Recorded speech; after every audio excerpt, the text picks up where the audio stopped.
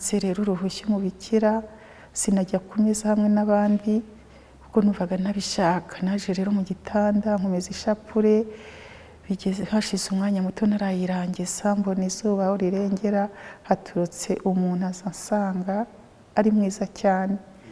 Ageze nko muri metero enye hejuru arahagarara arambwira ati Nataliya mwana wanjye. Nditaba, nahise mbona aho narindi hahindutse ibyatsi bibisi, inzu sinongera kuyibona. Ako kanya mpita mfukama, arambwira ati jya usenga cyane, jya usenga cyane, jya usenga cyane usabire isi kuko imeze nabi. Murakoze. Amazina nitwa Dukuzimana Jean Felix, nkaba niga Revoco Automobile Technology, niga kuri ETFO PTSS.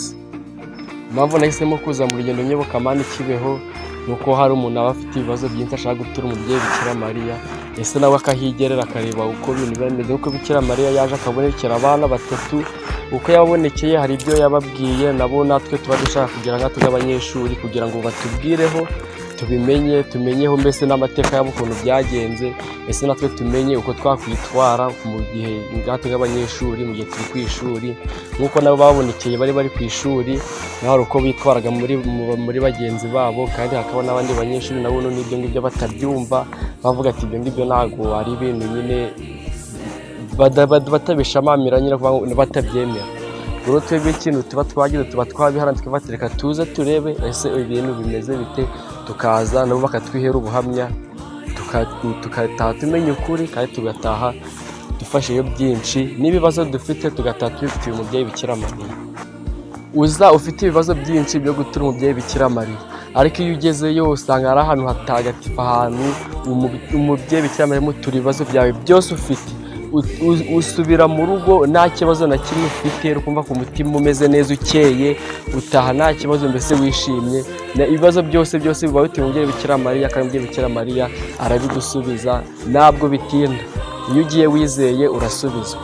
Ubutumwa namuha nuko nawe nabimushishikariza nawe akazaza akirebera ibyiza byaho, kuko uwabonye ibyiza byaho ntabwo yareka kuza arazayo, ahubwo natwe ni ukubashishikariza twese tukaza turazana, kuko bura iyo umuntu ahageze araruhuka. Niyo afite ibibazo abitura umubyeyi Bikira Mariya akumva waruhutse mu mutima, mbese byose arasubizwa. Uko ndi kwiyumva kuri njyewe yuko hari ibibazo byinshi nari mfite ngiye gutura umubyeyi Bikira Mariya, nabimutuye numva ndaruhutse, kandi nizeye yuko azagira ute nzasubizwa. Rero uko natwe twara muri bagenzi bangiye nko ku ishuri, hari ukuntu wenda tuba dukora nk'ibintu nyine ukabona ibintu ntago ari byiza mu banyeshuri. Rero bitewe n'inyigisho nahakuye n'ubuhamya nahakuye, nkanjye nk'umuntu w'umunyeshuri icyo nakora bagenzi banjye nanjye ni ukubatwara neza, bwo mbese nkabazana muri uwo mujyo wo kubigisha kuri ibyo bintu nanjye nakuyeyo, ubwo twese tukajya mu mujyi umwe, none ubutaha twese tukazagaruka twese tuzanye tukaza kurebera umubyeyi Bikira Mariya ibyiza bye, ese ibyo yasize twatambagiye hose twabonye ibyiza byose. Buri muntu nashishikariza abanyeshuri bose kugira ngo nabo ubutaha bazaze birebere ibyo byiza.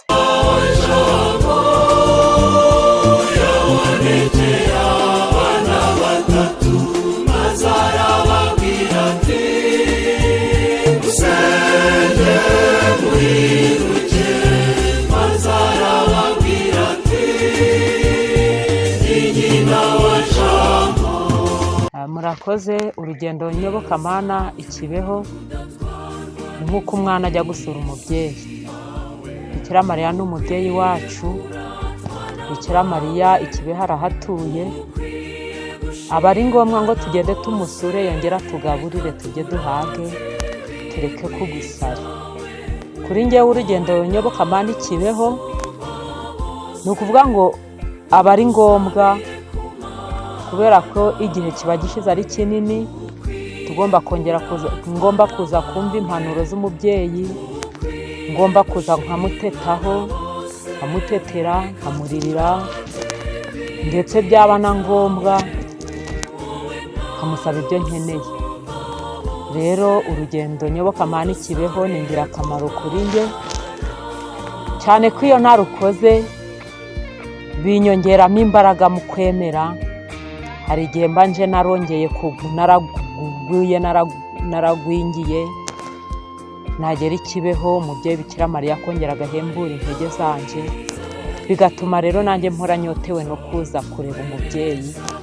Kandi no mu buzima busanzwe murabizi ko umuntu ni ngombwa ko asura umubyeyi kuko nta muntu ubura icyo akura ku mubyeyi. Urugendo nyobokamana rw'Ikibeho narukuyemo ibintu byinshi, naharonkeye ingabire zitandukanye, naharonkeye ubuzima.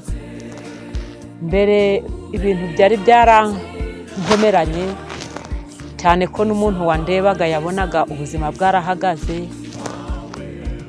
Rero gukora urugendo nyobokamana Ikibeho byansubijemo intege, byansubije ubuzima. Nahigiye gusenga cyane ko ukuza wishimye, umubyeyi Bikira Mariya akakwishimira, aguha ingabire zo kuvuga amasengesho runaka. Ubu kera ntabwo nitaga ku bintu bya rozari, ariko ubu rozari ni nk'umuti kuri nje, ni ibiryo, kuko iyo ntavuze rozari numva hari icyo nanyazwe.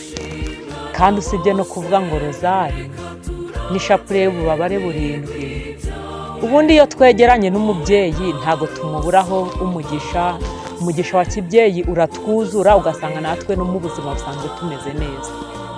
Ubutumwa naha abanyeshuri turerera mu kigo cya ETFOPE nibo ndaheraho, kuko bo nibo Rwanda rw'ejo. By'umwihariko bagomba kumugiraho umwihariko nk'umubyeyi, bagahora bonka ku ibere rye, nibwo batazagwingira, cyane ko n'ubwenge bashaka arabutanga. Nyuma ku bakozi n'ubundi uko byagenda kose, ibyo twakora byose bitarimo umugisha wa kibyeyi ntacyo bimaze. No mu buzima busanzwe ndi umukarisimatike, narasenderejwe, ariko abantu barabizi ko nta mubyeyi Bikira Mariya, nta na Roho Mutagatifu. Abantu rero bumva ko Bikira Mariya ari ibintu biba bisanzwe baribeshya cyane. Umubyeyi Bikira Mariya ni ingirakamaro, buri wese numva namushishikariza kumuvomaho. Atanga ubwenge, atanga imbaraga, mbese atanga ibintu byose mu kazi. Iyo uri kumwe n'umubyeyi Bikira Mariya uba wumva nawe ushyigikiwe, cyane ko uba uri mu mujishi, ntacyakunyeganyeza.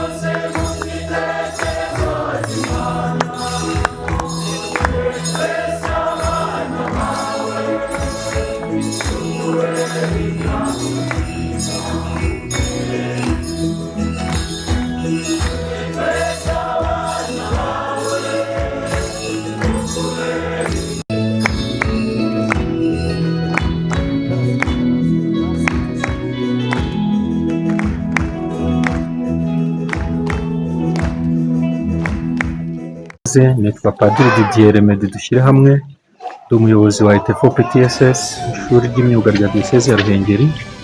Twagiriye urugendo nyobokamana Ikibeho kwa nyina wa Jambo. Ni gahunda isanzweho y'ishuri imaze igihe kirekire, aho mbere yo gusoza umwaka w'amashuri dukora urugendo tukajya gushimira Imana binyuze ku mubyeyi Bikira Mariya, turi kumwe n'abanyeshuri babyifuza, ababyeyi, abagraduate, abashoje kuri ETFOPE n'abakozi bandi, kugira ngo dushimire Imana nk'umuryango mugari wa ETFOPE. Muri uyu mwaka rero byabaye umwihariko, twatangiye kwitegura hakiri kare, ku buryo byahuriranye n'uko abo mu wa gatandatu bashoje ibizamini bya pratique, bakaba bitegura kwinjira mu bizamini byo mu ishuri bisoza mu ishuri ndetse n'ibizamini bya leta, ariko n'abandi kuwa mbere bakazinjira mu bizamini bisoza umwaka. Ibyo rero hari isengesho risaba kugira ngo Imana ibafashe basoze neza umwaka bose. Kuri uyu munsi rero urugendo nyobokamana rwagenze neza, twahagurutse ku ishuri isaa 5 z'ijoro, dukora urugendo rwiza mu isengesho mu mutuzo. Tugeze aha i Kibeho ubutaka butagatifu, twabanje gutembera, noneho tujya gushaka amazi y'umugisha kugira ngo ibyo dukora byose bijye biba bihawe umugisha n'ayo mazi iryo riba umubyeyi Bikira Mariya twihereye.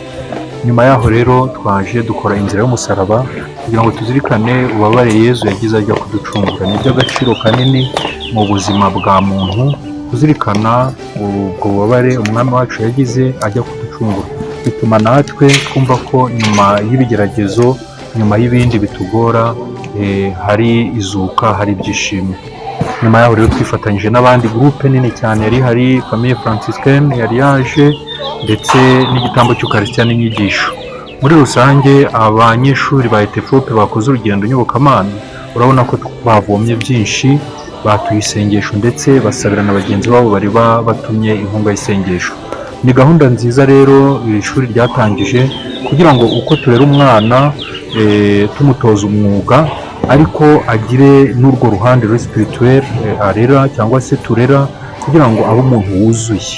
Hanze aha hari ubwo ubona umuntu ahari azi umwuga ariko nta disipurine, nta gitinyiro cy'Imana.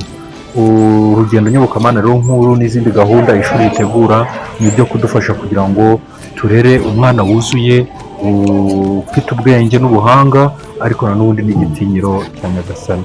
Dushoje rero uru rugendo tugiye gusubira ku ishuri, kandi turashimira Imana uko gahunda zose zagenze neza, kandi ni gahunda izakomeza n'umwaka utaha ndetse n'imyaka ikurikiyeho, kugira ngo iryo shuri koko ribe ari iry'ubumenyi ngiro, ariko rirera umwana mu mpande zose, kugira ngo umunsi yagiye ku isoko ry'umurimo abe ari uw'ingirakamaro, akagirire Kiliziya ndetse akagirire n'igihugu.